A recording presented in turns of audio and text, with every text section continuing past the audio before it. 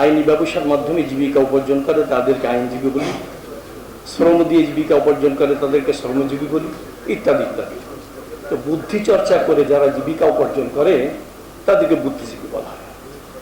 তো আমাদের দেশের বুদ্ধিজীবী দুই শ্রেণীতে বিভক্ত হয়ে গেছে। কিছু বুদ্ধিজীবী পয়সা কম পায়, আর কিছু বুদ্ধিজীবী অনেক পয়সা পায়।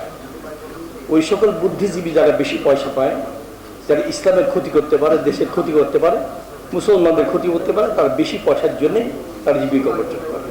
এর জন্য মহাসমস্যার সৃষ্টি হয়েছে। 2 নম্বর, আমরা অবশ্য বলে থাকি শিক্ষা সিলেবাস হিন্দুত্ববাদ প্রতিষ্ঠা করার জন্য করা হয়েছে। আমি মনে করি শুধু হিন্দুত্ববাদ, খ্রিস্টানবাদ না, আহলে হাদিস আহলে কিতাব না। দেখেন, হিন্দুত্ববাদ বলবো যে হিন্দু ধর্মের যে গ্রন্থ মনুস্মৃতি, সেখানেও কিন্তু সমকামিতার শাস্তি বিধান আছে। বেতারাঘাত, অর্থদণ্ড, আঙ্গুল কেটে দেওয়া, ন্যাড়া করে দেওয়া। বাইবেলও দেখবেন, বাইবেলও কিন্তু সমকামিতার শাস্তি রয়েছে। তাদেরকে বলা হয়েছে আল্লাহ পাকের গজবপ্রাপ্ত, আল্লাহর জমিনে তাদের কোনো অধিকার নেই। আবার বাংলাদেশের সংবিধানে দেখবেন 377 ধারায় কমপক্ষে 10 বছর কারাদণ্ড দেওয়া হয়েছে, আর সর্বোচ্চ যাবজ্জীবন।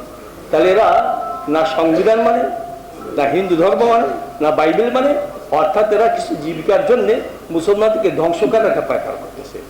এর বিরুদ্ধে গুটি কয়েক আলেম আমরা এখানে, আমরা মনে করবো আমরা গুটি কয়েক না, 18 কোটি মানুষের প্রতিনিধিত্ব আমরা করতেছি।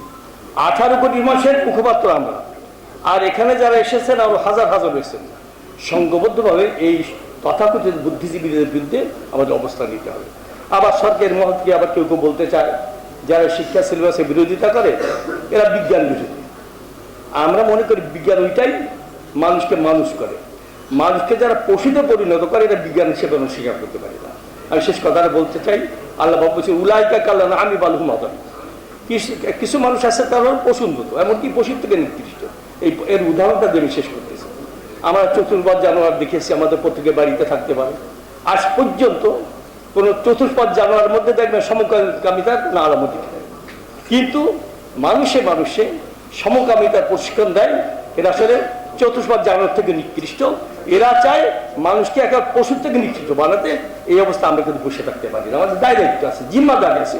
এর জন্য যত প্রতিকূলতা আসুক, বাধা আসুক, বিপত্তি আসুক, সব কিছু মারিয়ে এই তথাকথিত বুদ্ধিজীবী নাস্তিক এদের বিরুদ্ধে অবস্থান নিতে হবে। 18 কোটি মানুষের স্বার্থে আমাদের অবশ্যই ময়দানে থাকতে হবে। যতদিন পর্যন্ত বাতিল মতবাদ দূর না হবে, যতদিন পর্যন্ত ষড়যন্ত্র শেষ না পর্যন্ত আমাদের চলতে হবে, সাহস রাখতে হবে, দৃঢ়তা রাখতে হবে। আল্লাহ পাক আমাদের সহায় করবেন।